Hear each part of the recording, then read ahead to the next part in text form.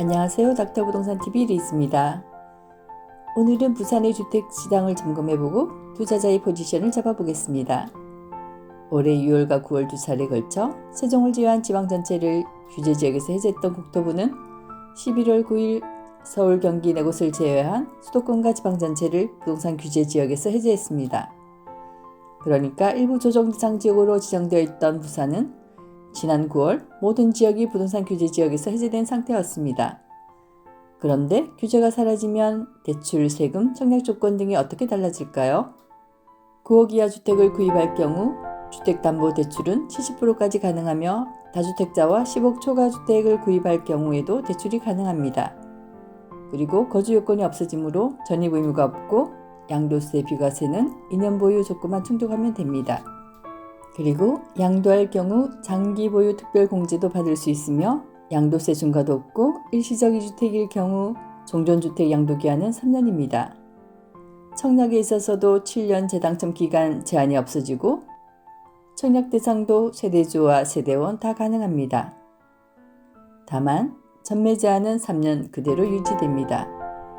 알아본 바와 같이 규제 대상에서 해제되면 많은 이점이 있습니다. 이제 규제지역에서 해제된 부산의 부동산 시장은 어떤 변화가 있는지 알아볼까요? 한국부동산원 자료에 따르면 10월 12일 1순위 청약을 받은 양정자이 더샵 SK뷰는 평균 58.8대1 경쟁률로 마감했고 11월 1일 진행된 강서구 에코델타시티 프루지오 센터파크는 1순위 청약에서 평균 경쟁률 42대1을 기록했습니다.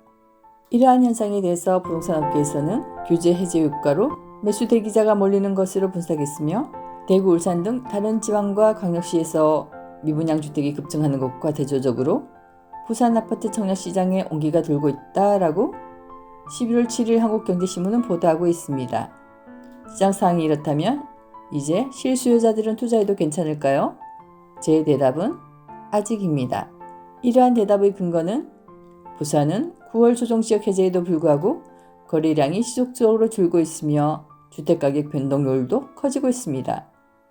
동래 마이너스 0.5, 해운대 마이너스 0.47, 부산 진구 마이너스 0.46, 연제구 마이너스 0.32 순으로 매매가격 변동률이 증가하고 있습니다.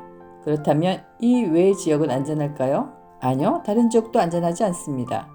9월 부산의 미분양 주택은 1973가구로 집계됐습니다.